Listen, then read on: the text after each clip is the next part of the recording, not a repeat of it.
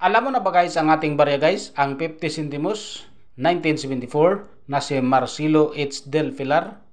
Ginawa ito guys noong 1967 hanggang 1974 at mayroon itong composition guys na nickel brass, 70% ang copper, 18% ang zinc, 12% ang kanyang nickel.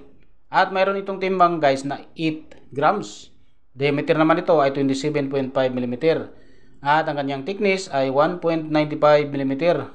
Tapos na itong nag-demonetize guys noong January 2, 1998. At ito guys, ang ating obverse coat of arms of the Philippines at nakasulat ang Republika ng Pilipinas or ang translation Republic of the Philippines. At ito guys, ang ating reverse, ang right facing head of Marcelo H. Del Pilar. At ang kanyang detailing naman, 50 centimos Marcelo H. Del Pilar. Ang ating 1967 guys, mayroon itong 41% ang kanyang frequency. At 20 milyon naman kapiraso ang ginawa. At ginawa noong 1968, mayroong price guys na about uncirculated 36 pesos. Uncirculated condition 36 pesos din. Ang ating 1971 guys, mayroong 19% ang kanyang frequency. 10 milyon kapiraso naman ang ginawa guys. At may price na very fine 30 pesos. Extra fine 41 pesos. Dito naman tayo guys, ating 1972.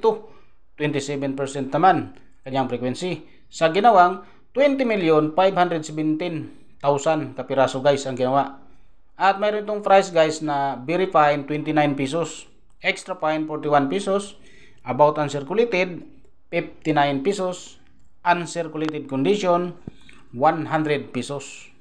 At dito sa ating 1974 guys, mayroon itong 16% kanyang frequency.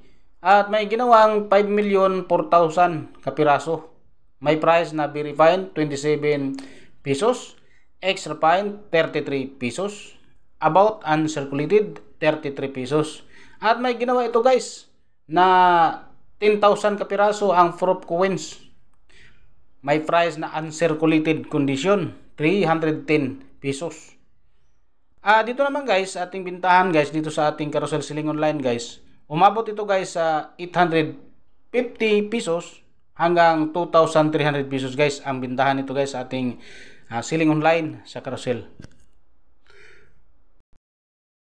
Kung marami kang baryang hinawakan guys, pwede po tayong maggawa ng account dito sa ating mga selling online. Tulad ng eBay, Lazada, Shopee, at sa carousel. So pwede po tayong maggawa ng account guys dahil pwede naman tayong mag-apply at magtinda po tayo doon. Kasi pwede tayo maglagay ng malaking presyo. Mahal. Lalo na kung mayroong error guys. So tingnan mo mabuti guys ang iyong barya guys. Kung nagkakaroon ng error yan, so mataas ang presyo guys. At magdepende rin sa condition guys. Lagyan mo ng magandang condition. Lalo na kung nagkaka-error. So pwede tayong mag-display guys sa ating mga selling online sa eBay at sa iba pa. At yun guys, ang ating nakuhang mga impormasyon tungkol sa baryang ito guys ng Pilipinas, ang 50 centimos na si Marcelo H. Del Pilar. Maraming salamat guys panonood at God bless sa ating lahat.